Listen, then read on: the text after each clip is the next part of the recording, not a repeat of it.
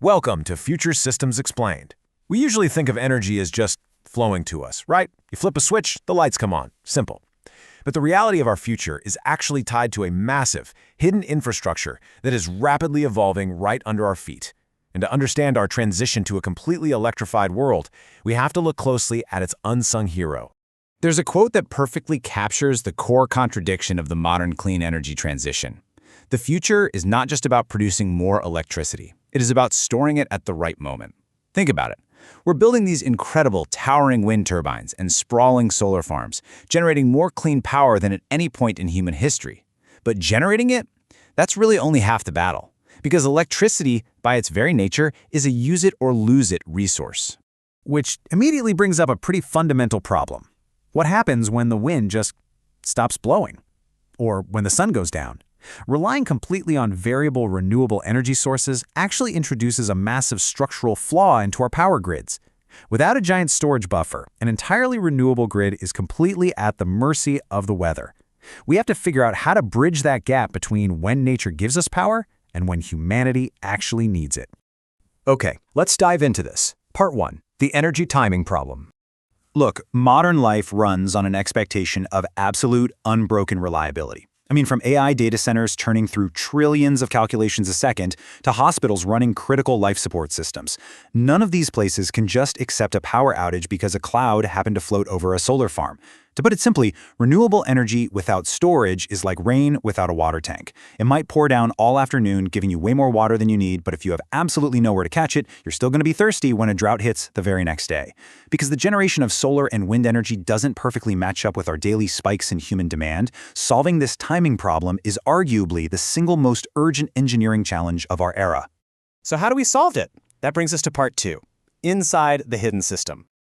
There's this really common misconception that a battery is basically just a static magic box that holds electricity. It's really not. It's a highly engineered, dynamic marvel of chemistry, physics, and software, all working perfectly together. Let's break down the basic mechanism. First, during charging, we literally push energy into the system. Second, that energy forces a chemical reaction, moving ions from one side of the battery to the other. And third, when you plug something in and need that power back, the chemical reaction runs in reverse, releasing those electrons to flow right back through your circuit.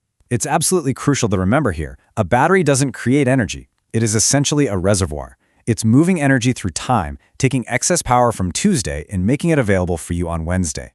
But we're not just talking about raw chemicals sloshing around in a metal casing here. Modern batteries are incredibly complex. Take the battery management system, or the BMS. You can think of the BMS as the software nervous system of a battery pack. It's constantly monitoring internal temperatures, it balances the electrical charge across literally thousands of individual cells, it makes sure safety limits aren't crossed so things don't catch fire, and it optimizes the system's overall performance. Honestly, without this advanced software, the electric vehicles and grid storage we rely on today simply couldn't exist safely. Let's zoom out a bit. Part 3. Balancing the power grid. When you take this tech and scale it up to stabilize entire cities or even whole interconnected nations, the challenge is wild. A grid without storage is like a restaurant that has to cook every single meal exactly when a customer asks for it. Imagine the sheer chaos if a commercial kitchen had no pantry, no pre-prep food, and literally had to go harvest the vegetables the very second you ordered a salad.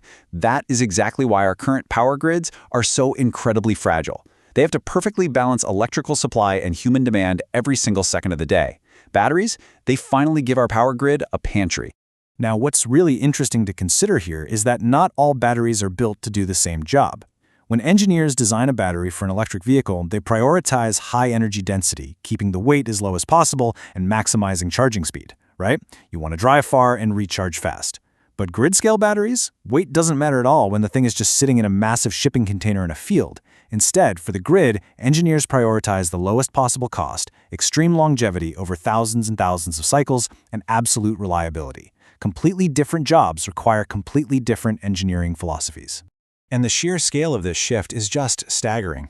According to findings from the International Energy Agency, global battery demand in the energy sector hit roughly 1 terawatt-hour in 2024. Now, to put that into perspective, 1 terawatt-hour is a monumental amount of stored power. It really highlights how rapidly the whole world is pivoting away from fossil fuel backup systems and instead integrating massive battery storage directly into the global grid. But it's not all perfectly smooth sailing. Part 4. The battery bottleneck. So, if this technology is absolutely crucial to our future, what exactly is holding us back from an entirely battery-powered infrastructure today? Well, we face some pretty stark limitations. First up, critical minerals.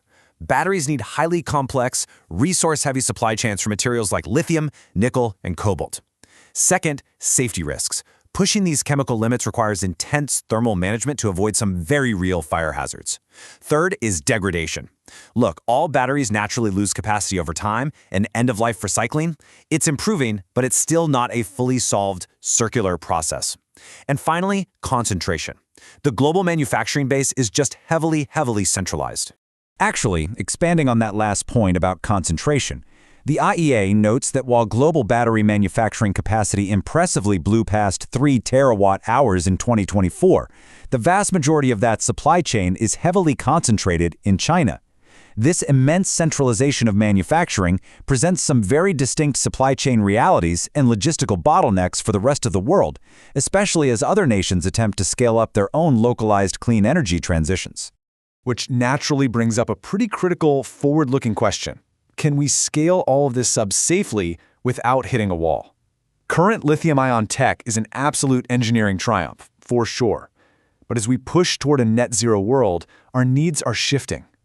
We're going to increasingly need long-duration storage, and by that, I mean the ability to keep the lights on for days or even weeks during a long lull in wind or sunshine, not just for a few hours. Relying solely on lithium-ion for that, it might just stretch the technology way past its economic and technical limits.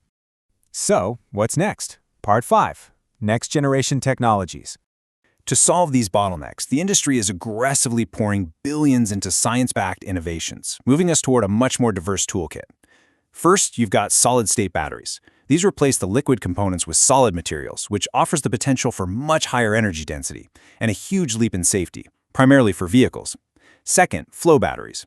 These use massive tanks of liquid electrolytes, making them incredibly promising for cheap, extremely long-duration grid storage. And third, sodium-ion batteries. These use vastly cheaper and way more abundant materials than lithium, offering a really cost-effective alternative for everyday storage needs. Let's move to and see how this builds out over time.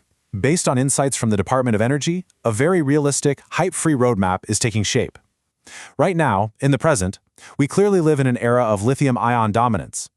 But in the near future, we'll see alternative chemistries, like that sodium ion we just talked about, rapidly scaling up to relieve some of those supply chain pressures. And looking long-term, we're going to witness the maturation of solid-state tech and deep, long-duration grid storage, which will fundamentally transform how power operates on a global scale. Bringing it all together now. Part 6, Shaping Our Electric Future.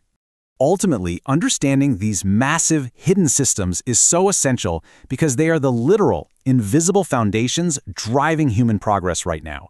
The electric vehicles we drive, the smartphones in our pockets, the data centers we rely on, the smart cities we live in, they are all becoming fundamentally reliant on our mastery of this technology. The future will certainly be powered by electricity, but it will be shaped by our ability to store it. So the next time you flip a light switch, take just a second to think about the incredible journey of that power moving through time and the unseen technological marvels making it all possible.